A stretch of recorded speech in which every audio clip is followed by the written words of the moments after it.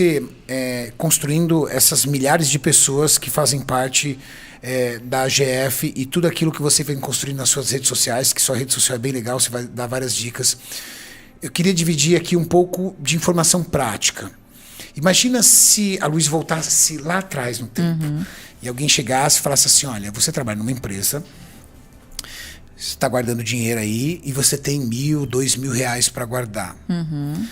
90% do público que está nos assistindo pegaria esses R$2.000 e colocaria numa poupança. Exatamente. No banco. Por quê? Porque por mais que a gente tenha assim, acesso à informação, o Brasil ele não tem cultura para isso. Exatamente. Diferente dos Estados Unidos. Eu tive a oportunidade, não sei se você ficou sabendo, eu tive a oportunidade de entrevistar o presidente da República e ele ficou aqui, ó. Assisti. E eu falei pro presidente da República, depois em offline, eu falei assim, presidente, a gente aprende equação de primeiro grau, equação de segundo grau, que é bom pra caramba, mas a gente não vai usar nunca mais na vida, porque tudo isso a gente tira na calculadora. Só que o jovem não sabe como lidar com o dinheiro dele. Exato. A cultura dele é aquela cultura lá da década de 70, 80. Pô, tá na poupança. E a gente sabe que a poupança é medíocre. Hoje, se você tivesse R$2.000, por exemplo, para começar a investir, e você não tem a menor noção disso, o que a pessoa pode fazer para tentar entender um pouco mais sobre isso? Uma pessoa que totalmente é offline dessa área. Ele não tem nada a ver com isso. Mas ele queria ver o dinheiro dele rendendo um pouco mais do que o que todo mundo sabe fazer, que é colocar o dinheiro na mão do gerente do banco. Bom, vamos lá. Um erro muito comum, o que as pessoas fazem, né? Primeiro querem o ganho rápido. Então o que você faz intuitivamente? Você olha o que está rendendo mais no momento. Só que o que está rendendo mais no momento já passou. Você já perdeu esse barco, muito provavelmente, né? Então, primeira coisa, dividir o seu dinheiro, primeiro, fazer sobrar, né? Tem muita gente e não precisa só sobrar R$1.000, tem gente que ganha muito bem, mas que vive endividada porque precisa manter um padrão de vida que não dá conta. E tá sempre buscando um boleto mais alto e tem que correr atrás, né? Dizem que o melhor vendedor é aquele que tem um boleto mais alto no final do mês, né? Então, e pagando juros, né? Exatamente, pagando juros. Então, primeiro, se você é brasileiro e você faz sobrar no final do mês, você é o herói. O que você precisa fazer agora?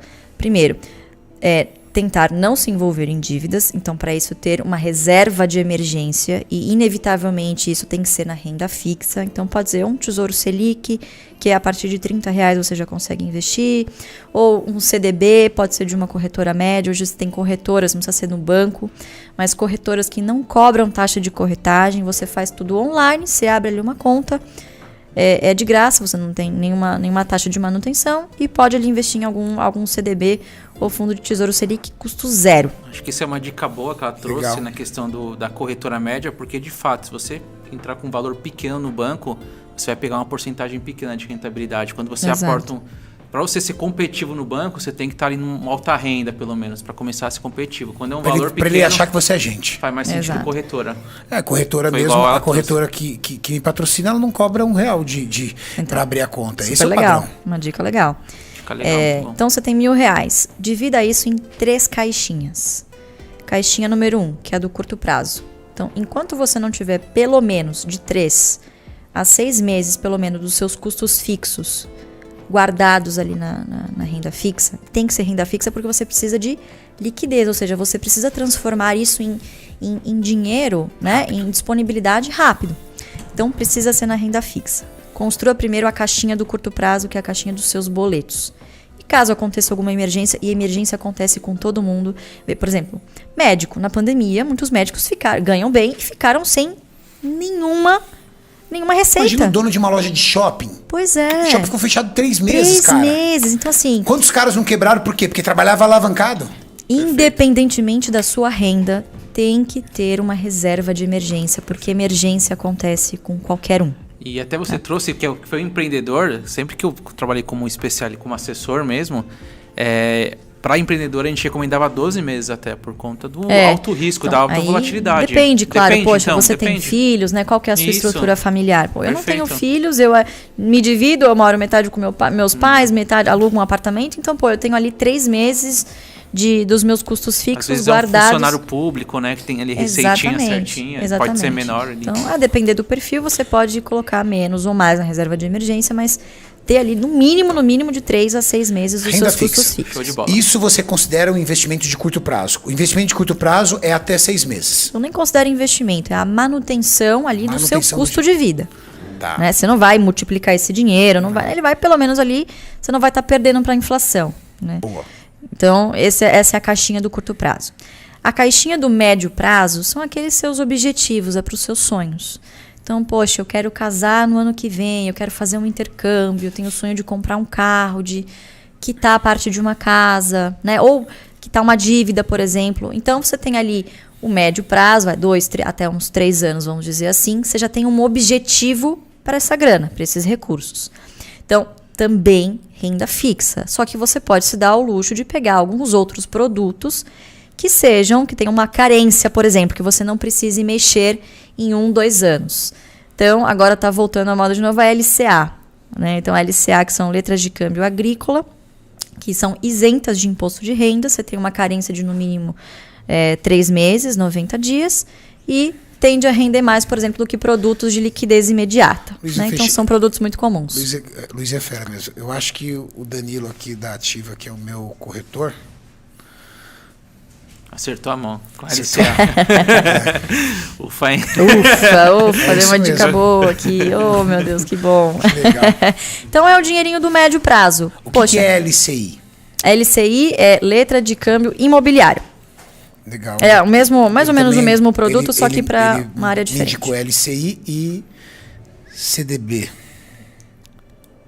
Isso, são parecidos, só que a questão do LCI tem a isenção do imposto de crédito, renda. aliás, de câmbio, letra de crédito. Isso, LCI tem a isenção do imposto de renda. Exato. CDB tem o imposto tabela regressiva, né? Então, depois de 2 anos, você chega a um imposto de 15%, mas se você resgatar em pouco tempo, você gastar em 2 meses, é 22,5% de imposto sobre o lucro.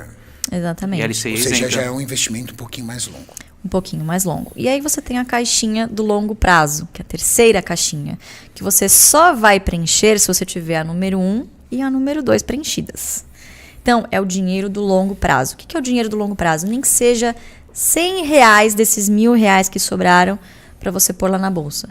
Quantas pessoas vocês não conhecem que pagam lá o boleto no final do mês, religiosamente, de uma previdência privada, por exemplo? E confia, paga lá o boleto de R$100. Muito comum nos Estados Unidos. Muito comum, exatamente. Aqui no Brasil, até que nos últimos 10, 20 anos também, o pessoal mais antigo tinha previdência. É como um povão, assim. Um povão normal ter. O cara tem um emprego, ele paga a previdência dele. Exatamente.